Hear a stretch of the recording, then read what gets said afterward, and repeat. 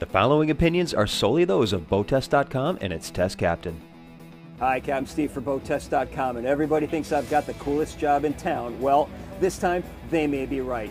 Today I'm going to be testing the Oceancraft 9.5 meter interdiction boat, and it's powered by twin Evinrude 300 horsepower E-Tex. Let's check it out. Well, the model name is 9.5 meter, but the technical name is Vessel Interdiction and Boarding Team Delivery, or VI-TAC BTD. The layout is specific to fast interception and getting out to the critical area and embarking a boarding team for takedown. This particular model is powered by a pair of Evinrude E-Tech G2 300s, so let's start by getting around the water and see how she goes. Oceancraft Marine specified the Evinrudes for this application because they needed to have an engine that was fuel efficient and trouble-free. Because the Evinrude E-Tech G2 300s have over 100 fewer parts than four-stroke engines, not only were they lighter, but they also simply have fewer things to go wrong during rough and tumble operations. That's why these engines don't have their first scheduled maintenance for 3 years or 300 hours, and they're warranted for 5 years or 500 hours. With the twin 300s rev up to 5,900 RPM, we topped out at 55 miles per hour. Best cruise came in at 3,500 RPM and 28.6 miles per hour. That speed showed a fuel burn of 13.4 gallons per hour and a range of 385 miles. That allows for a long offshore trip to catch the bad guys, or in some cases, to be dropped from a cargo plane for the chase down. The boat has a fiberglass hull with concave reverse chines that Oceancraft said help the boat turn as well as it does. At wide open, we cranked the wheel hard over and she turned like a Formula One tunnel. It was downright impressive, and that's why each seat has a 4-point harness system. If you were to do anything that, due to conditions or speed, the boat can't handle, she'll just bleed off speed rather than surprise you.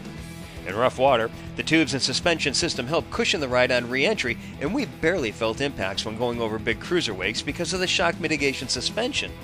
Of course, a lot of what this boat does has to do with the features that allow it to complete its mission. Let's take a look. Let's start where the action is, at the console. First of all, the wheel is mounted to a telescopic and tilt mount. The steering is fully adjustable for resistance, or lack of it, from Evinrude's screen. Flip-down armrests allow for more precision from the engine controls. Now, this is all about division of labor. The driver drives. The right seat is all about the situational awareness and navigation. Let's take a look. There's an AIS 300 vessel identification system, and it's receive only. The typical customer for this boat doesn't tend to transmit its operational parameters. It's more see but don't be seen. Of course, there's also thermal imagery for night interdiction. That makes this an all-weather boat, and being dark colored doesn't hurt. The rear-facing camera eliminates the need for the crew to turn around and check on the team. Wireless headsets can be linked to the vessel's comm system, so we're still talking to the boarding team after they've left the boat, and those guys can communicate directly with the CO even while still aboard the target vessel. Overhead are the main switches, and to both sides, inward means on. If a circuit blows, the switch is out. In resets it. Same concept with the lower panel. And because all this action is likely to take place in hellacious conditions, the entire console is mounted to a free-floating, 3-axis independent suspension.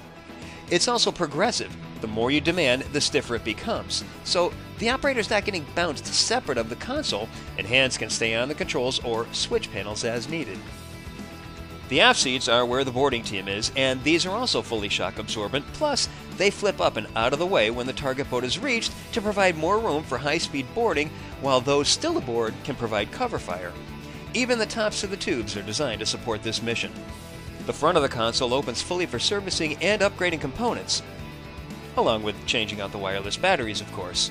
And even the overhead mast is hinged so that the boat can be transported easier.